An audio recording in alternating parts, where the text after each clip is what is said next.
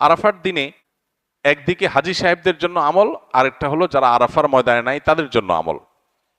যারা হাজী সাহেবরা আরাফার ময়দানে অবস্থান করছেন তাদের জন্য ওই দিনের সবচেয়ে শ্রেষ্ঠ আমল হলো লা ইলাহা ইল্লাল্লাহু ওয়াহদাহু লা শারীকা লাহু লাহুল মুলকু ওয়া লাহুল হামদ ওয়া হুয়া আলা কুল্লি শাইইন কাদির।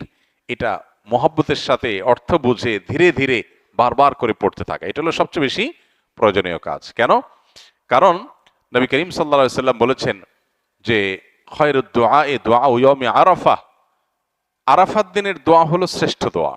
ওয়া খায়রু মা কুলতু আনা ওয়ান নাবিয়্যুনা মিন ক্বাবলি, নবীজি বলেছেন আমি আর আমার পূর্বের যত নবী রাসূল এসেছেন সবাই যত দোয়া আল্লাহর কাছে করেছে এর মধ্যে সবচেয়ে উত্তম হলো এটা, লা ইলাহা ইল্লাল্লাহু ওয়াহদাহু লা শারীকা লাহু লাহুল মুলকু ওয়া লাহুল হামদু ওয়া হুয়া আলা কুল্লি শাইইন কাদির। আল্লাহ ছাড়া সত্যিকারের কোনো মাবুদ নাই,